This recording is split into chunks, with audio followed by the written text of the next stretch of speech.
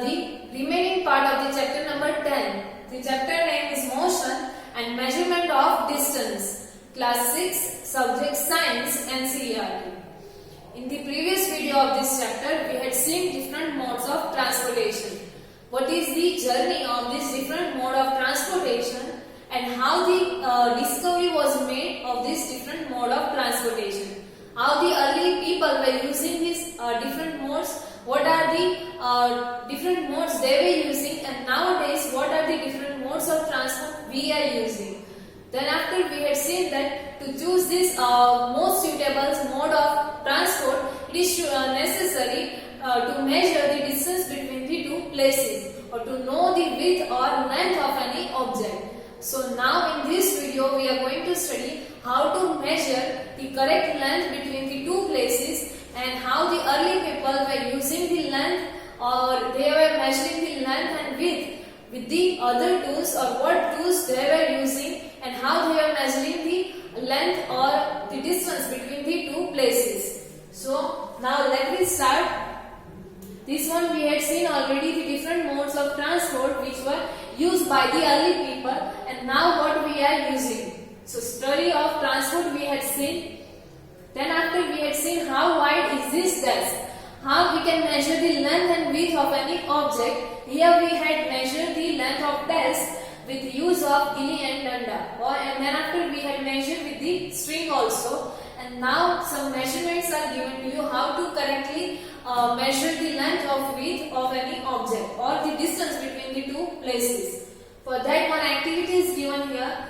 In that you can work with your friends. So work in groups and each of you do this activity one by one using your foot as the length of your unit. Here you can measure the length with your foot and you can take the foot as the unit of length. Then after measure the length and breadth of the classroom. You can measure the length and breadth of your room with the use of your footsteps. And then after it is possible that while measuring this you may find some parts remain to be measured as it is smaller than your feet.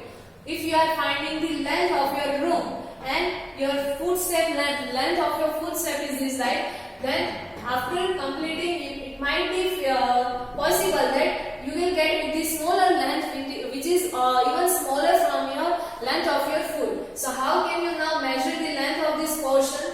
So here you can use the string. By string you can measure the length of your foot, and then after by dividing this string into 1/2, 1/4 and 1/8 part to measure this portion. And we had seen how we can measure the half of the length of this string, half or 1/4 of the length of this string.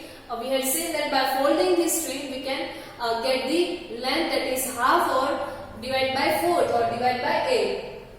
So you can measure the length and width of your room like this using your footstep. So use a string to measure the length of a part of your foot as you did before, and then after record your observation this table.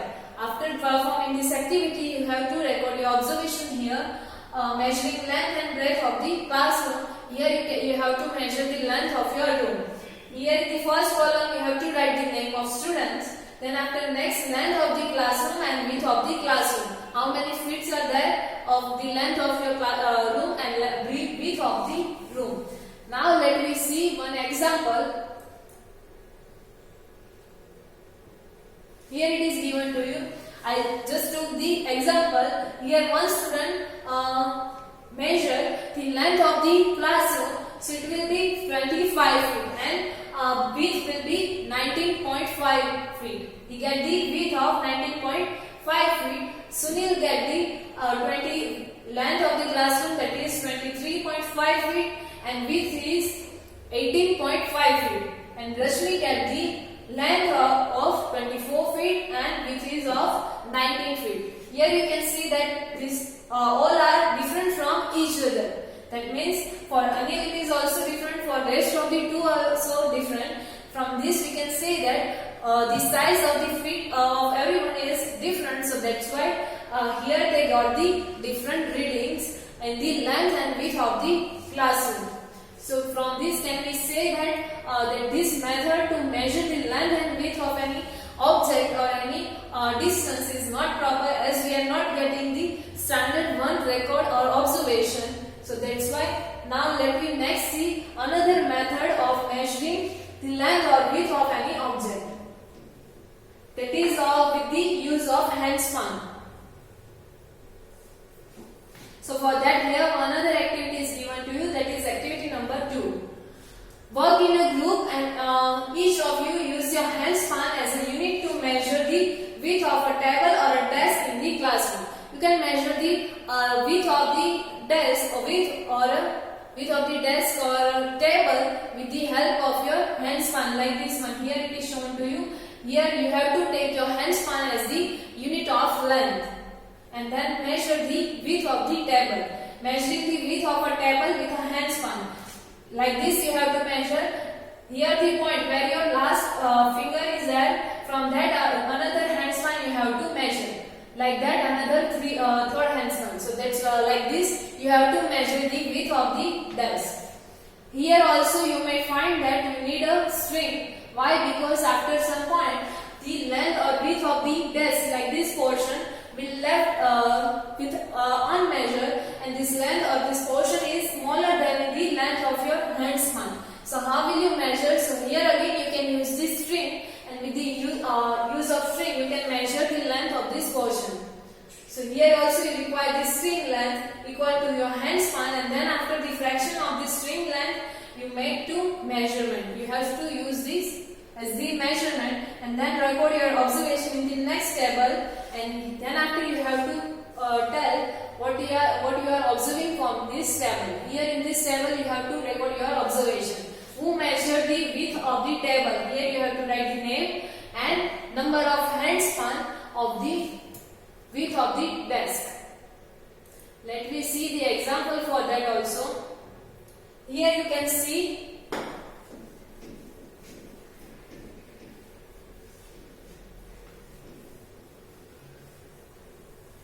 in the first column the name of the different students are there, Raman, Mahesh, Sudesh, Jagdish. In the second column the number of hand span for the width of the desk is shown to you. Raman measures it as the 6.5 hand span. How 6.5? So like 1, 2, 3. Likewise that 6.5 hand span he measured with this string. First he measured the string, the length of the hand span, and then after by folding that string, he get the half length of his hand span. So this is how he measured the 6.5 hand span of the width of the desk. Mahesh get 7 hand span and Suresh got 6 hand span, and like that Jagdish got the 1/4 hand span. 1/4 hand span, that means after getting 1/2 of the string of the hand span, again if you fold it, then you will get the 1/4 of the length of your hand span in that string that we had already seen in the previous video. How we can get the 1/4, 1/2 and 1/8 of the length of the string. Now from this table we had also seen that the reading for all the students is different, or all of your friends has the different readings, different hand spans for the particular width of the desk. That means we see that the measurement means the comparison of an unknown quantity with the known quantity. Here we know the which one is the known quantity. So length of our hand span, we know the length of our hand span this much. We are comparing this length of hand span with the unknown quantity, that means the length or width of the desk. We are comparing the known quantity, that is length of hand span, to the unknown quantity, that is width of the desk. So this is this fixed quantity is known as the unit. This fixed quantity is known as the unit. In the second activity, our hand span is the unit length. In the first activity, we measured with the foot span. So that foot span, or you can say foot step is the unit of the length. So the result of a measurement is expressed in the two parts. We can say that we can express the length or width or the distance of between any of the two objects, or this distance can be measured or can be expressed as the two part. One is number and another one is unit for the length. The first part is the number, and the other part of the unit is unit of measurement. For example, in first activity, the length of the room is found to be 12 length of your foot. If we found the 12 length of your foot, that means here 12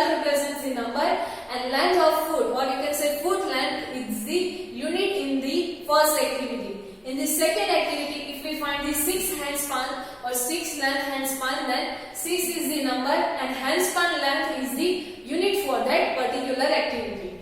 So here we can say that this distance can be measured or can be expressed by the two parts. One is the unit and one another is the number. Now study all the measurement recorded in these two tables, which we had seen.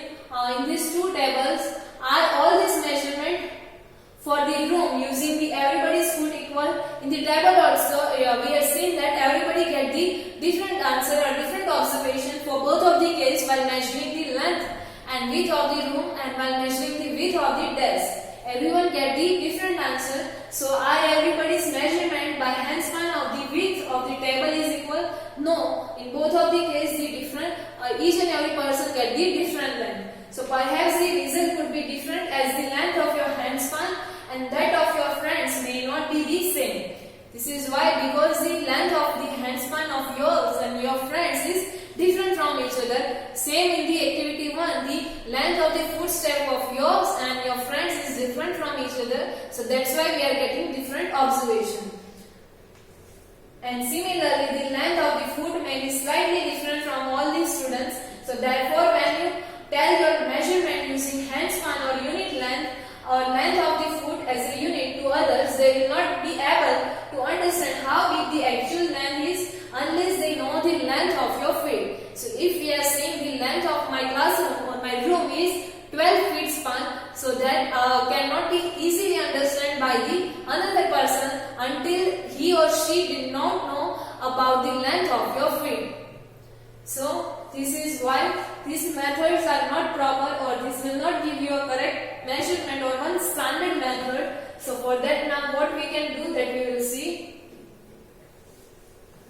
So we see therefore that some standard units of measurements are needed that do not change from person to person. So that's why in these cases we are getting observation or we are getting the length different from each other. So for that, the one standard unit should be there, or some standard system of unit for this measurement should be there, which will not vary from person to person. So now for that, what was discovered, that we will see. For that, now standard units of measurements comes into picture. Now what is the standard units of measurement? Let me see.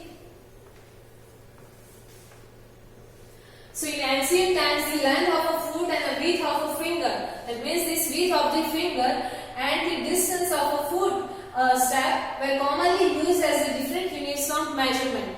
Early time, where the standard units for these measurements were not there, at that time as the standard measurement units, people were using the handspan length, then after finger width, then after foot length of the footstep they were using, and the people of the Indus Valley civilization must have used very good measurement of length, because we see evidence in the excavations of perfectly geometrical construction. The people of Indus Valley, they were using the perfectly measurement, or they were taking the perfectly measurement. How we can say that? So because the from this excavation, what we are getting, excavation, that means you already studied in SS. Excavation, that means after some times the people, they were buried or their construction were buried, and we get some evidence from that by digging that soil. So that is known as the excavation. So from that structure we can see that they were using the grid measurement, or they are perfectly measuring the construction, or they has the perfectly geometrical construction. So now let me see how what method they were using to measure the different objects or the distance. So they were using a unit which is known as the cubit. So a cubit as the length from the elbow to the fingertips was used in ancient Egypt, and was also accepted as a unit of length in the other parts of the world as well. They were using the unit which is known as the cubit. Cubit, that means the length from elbow to the tip of the finger. So they were measuring this distance as the cubit, and they used this unit to measure the distance. And they had accepted this as the unit of length, and other parts of the country were also accepted this unit of the length.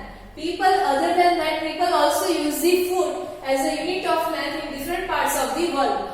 The length of the footstep they were considering as the length or unit of the length, and they were using in the length of the foot used is varied slightly from region to region. We know that the length of the footstep is not equal for person to person, so it may slightly vary from region to region. And people measure the yard also of a cloth by the distance between the end of the outstretched arm. That means if you are stretching your arms fully, and then from arms to the chins, they are measuring the length, which is known as the yard. If you had seen right now also, some of your mother, if you had observed that, they are measuring the length of sari with this yard. That means from stretched arms, the length from this to chin. So that is known as the yard. So the Romans measured with their pace or steps. How Romans were using or what method they were using to measure the distance? So they were using the pace, that means footsteps or steps they were using to measure the distance. So these are some of the other methods which were used by the early people in early time.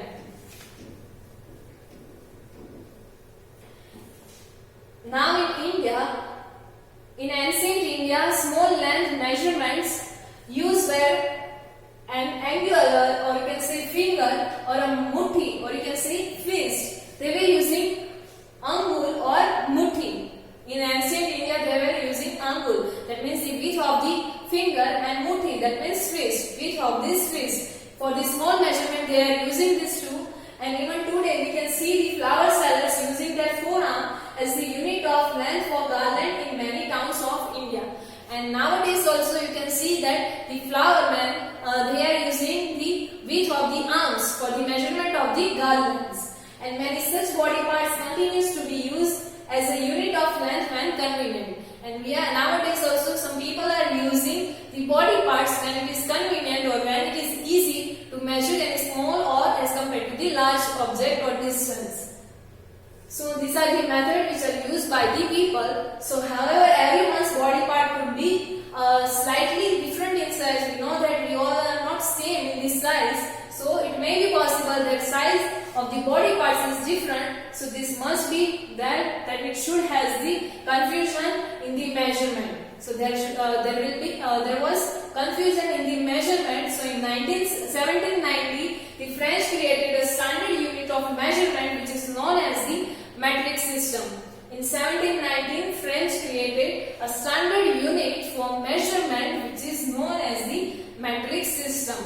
And for the sake of uniformity, or you can say for the equality in this measurement of the length, the scientists all over the world have accepted a set of standard units of measurement. They had accepted these units of measurement, and the system of units now used is known as the International System of Units. So you can also say SI units. So this is now what we are considering the standard or international standard of units. It gives the particular unit for the particular quantity, and it is also known as the SI unit for that quantity. Here now let me see for the measurement or for the length which unit we are using.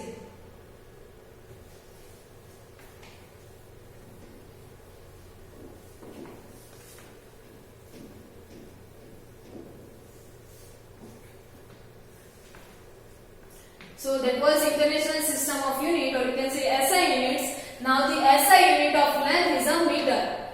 What is the SI unit of length? That can be asked. So the SI unit of the length is a meter. The SI unit of length is meter. A meter scale is shown here in this next figure 10.6, and also shown is the 15 centimeter scale in your geometry box. If you had seen your scale in your geometry box, it is of 15 centimeter.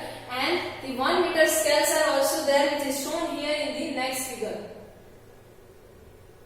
This one is the 1 meter scale. Its length is in 1 meter.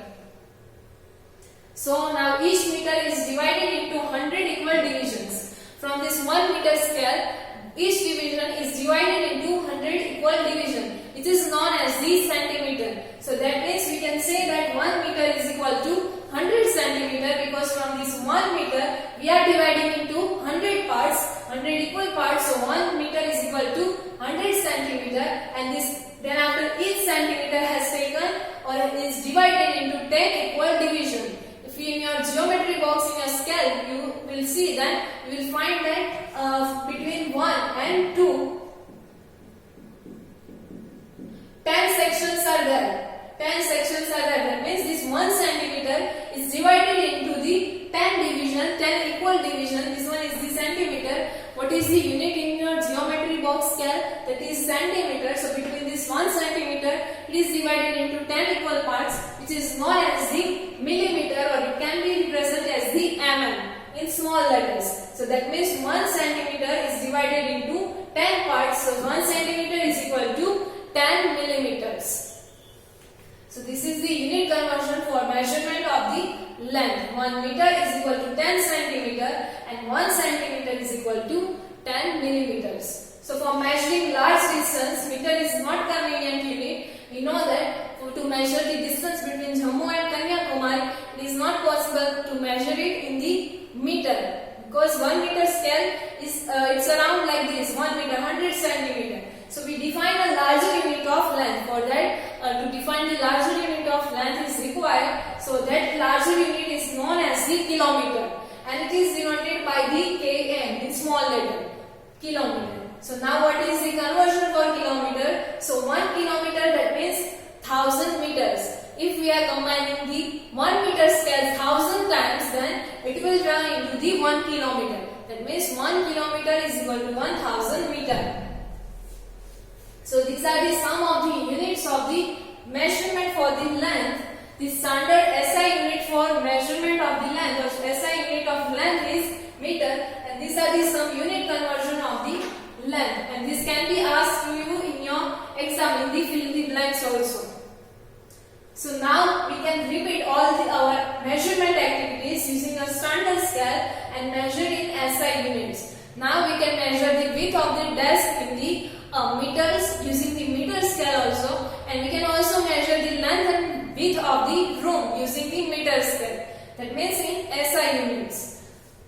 Before we do that, we need to know the correct way of measuring the length and distance. So now the question is that we know that we can measure the length and width using the meter scale, and it is the SI unit which is uniformly accepted by the all over the world. But now the question is how we can measure, and what is the correct method to measure the length of any object, or to measure the distance between the two places. So what is the correct method for that? For that, next topic is given to you, that is correct measurement of length. What is the correct measurement of length, and what are the proper ways in which we have to measure the length? So that we will study in the next video. So till now in the video, first in the starting we had seen the transport journey, or journey of transport, in which we had seen what is the transportation journey from early or from ancient time to right now. What is the most recent mode of transport? In that, from starting from the wheels, or people by using the animals, then after wheels were discovered, then after the bicycle, bus, trucks, car, trains, aeroplane, then after spacecraft were discovered. So this is the different mode of transportation.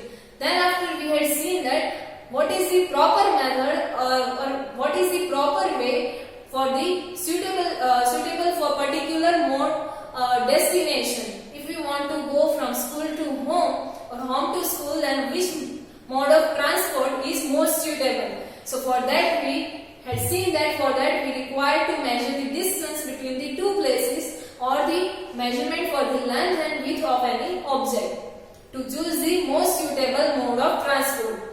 So for the measurement we had seen how the early people were used the different length or width of different objects, in which we had seen that they are using the different methods, like they were using the length and width by their footsteps, by the hand spans, by the width of their fingers, then after by the yards, that means the distance from the outstretched arms to the chin, then after they were using cubit, that means arms distance starting from the arms to the chin. So they are using the this kind of different methods to measure the length. But in that we had seen that it is slightly different from person to person. So for that, for uniformity, for equality, it is necessary that one standard unit should be there. So for that, French discovered the metric system, and then after international system of units came into existence, and which defines the standard units for different quantities. And in that we had seen that for particular length, for the measurement of length, the standard unit is that is meter.